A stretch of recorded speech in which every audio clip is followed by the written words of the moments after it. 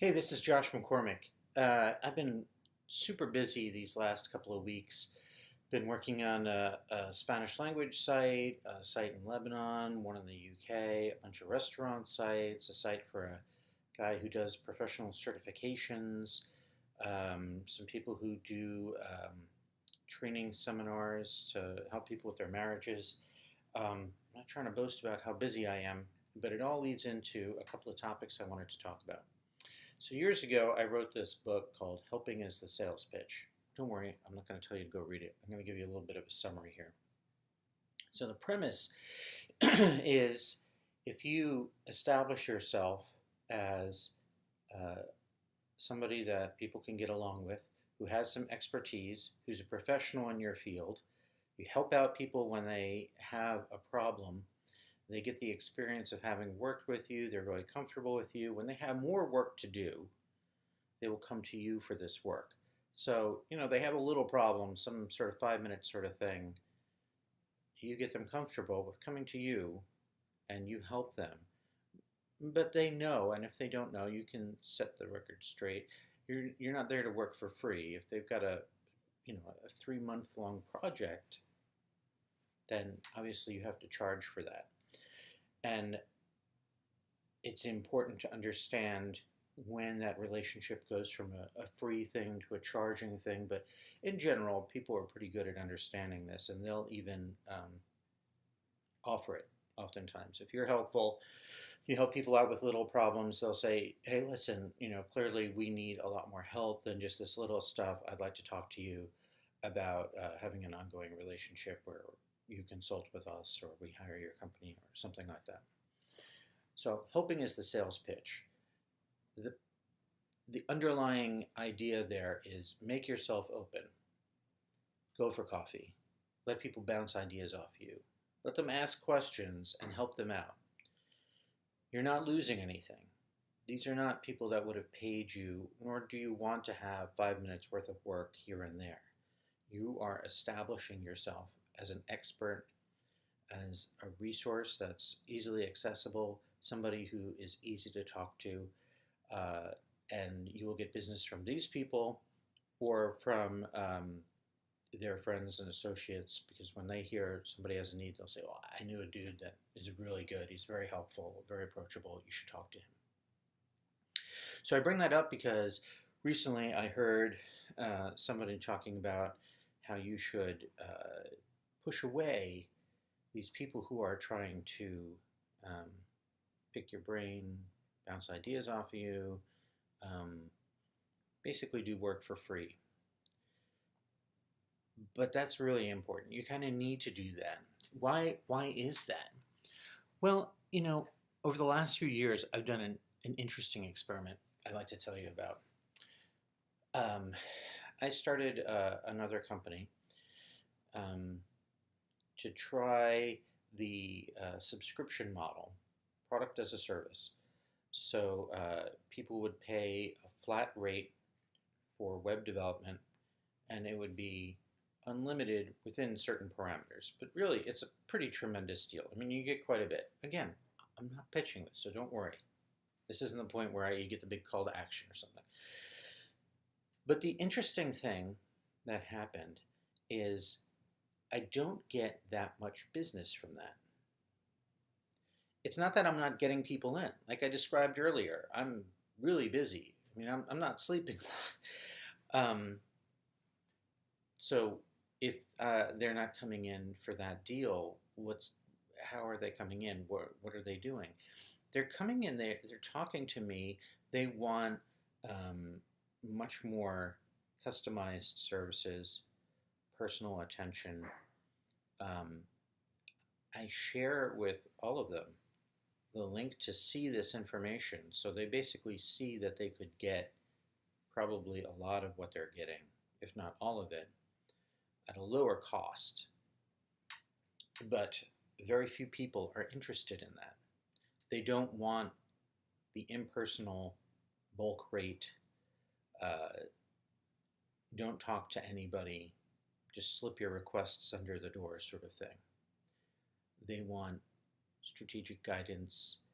They want someone to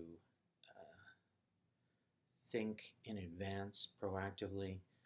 Um, the appeal of a generic low cost service is just not there.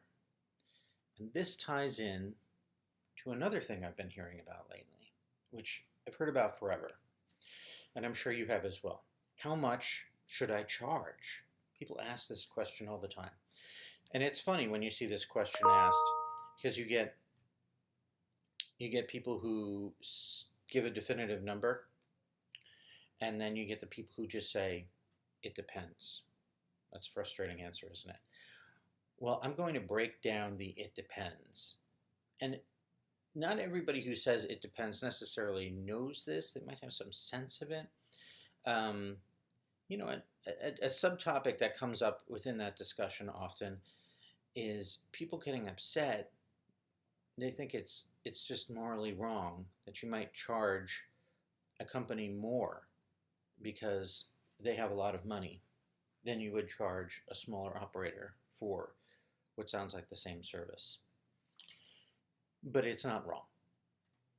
And here I'm going to explain to you. I'll explain, first of all, with a story. Let's say that there's a guy, Marco, and he focuses on logos.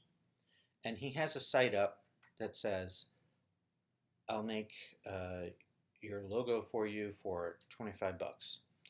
And the deal is you describe what you need, what industry you're in, whatever, and he'll just keep shooting logos at you until you choose one. $25, that's it. And somebody, let's say his name is Hyung, he hears great things about Marco and his work with logos, and he calls Marco up. He's looking at his website while he's talking to him on the phone, and he said, hey, Marco, I've heard some great things about you and your work in logos. We need a lot of help here. We need to really lock down what industry we're in, who we're serving, all this. And we need to have this all sort of coalesce around a logo.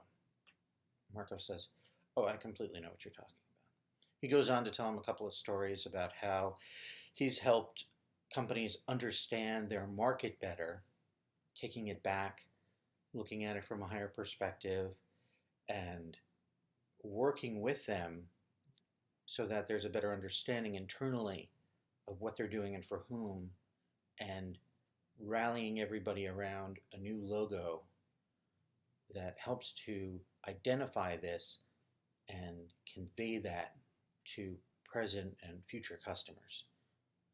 Hyung is psyched. This is exactly what they need. He says, perfect. I want to fly you out to our office, and I'd like you to present exactly what you said to our executive board. We'll pay for your travel expenses. What's your rate for this sort of thing? And Marco says, my day rate for this work is $2,500. And Hyung says, okay, perfect. I'll have my people call you up. We'll make the arrangements and everything. I'm so excited that we got to talk together. What just happened? This isn't crazy fiction. This sort of thing happens. Why would Hyung volunteer to pay $2,500 when he just saw that he could get the same thing for $25? Because he's not getting the same thing for $25. And he knows that. And Hyung knows that. When you charge a certain amount of money, there is meaning in the cost beyond just the significance of the money.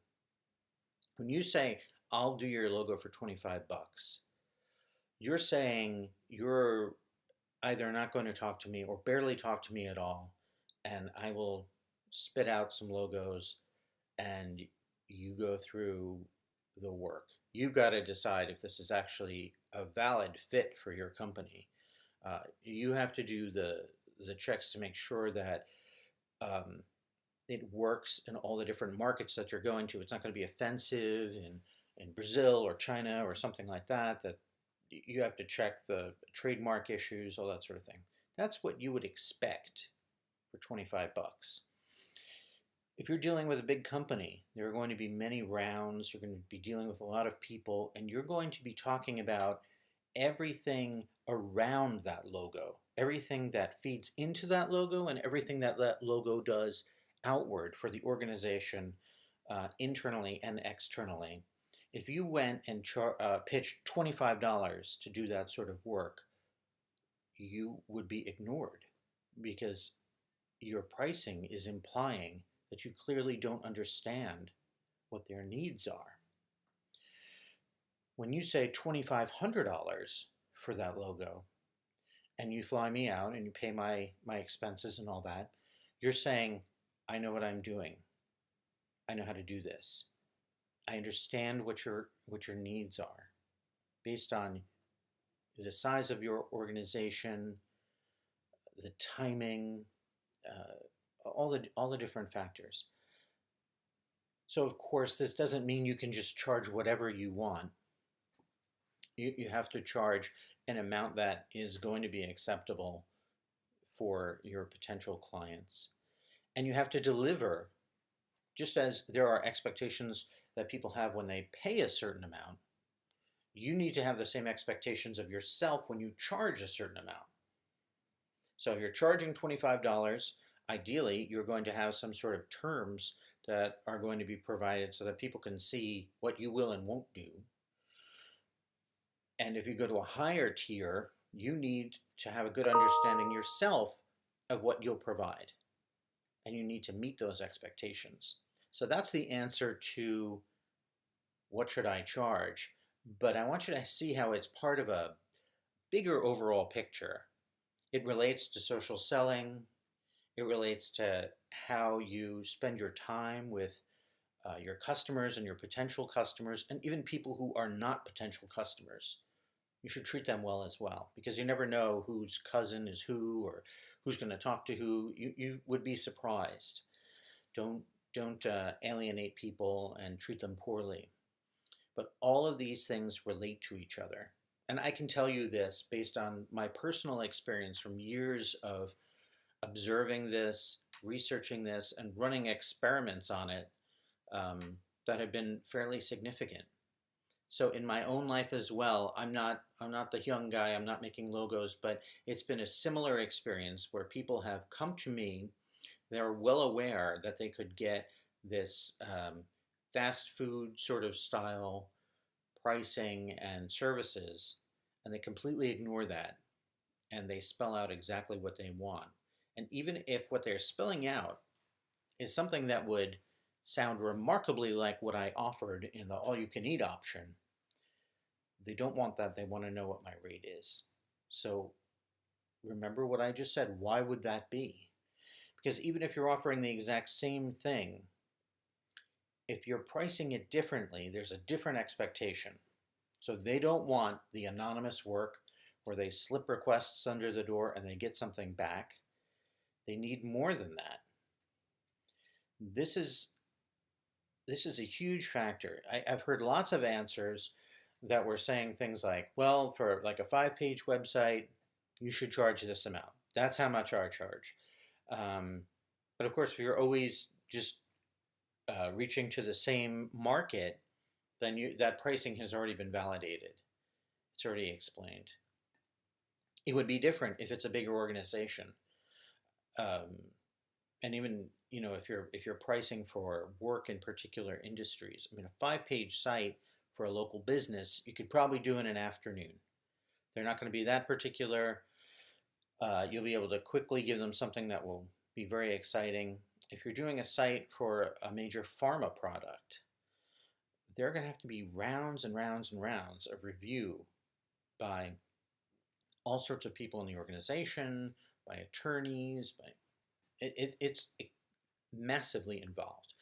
Even if it's not a highly regulated industry, if it's a bigger company, there will be many rounds, and they will have higher expectations of what you're delivering.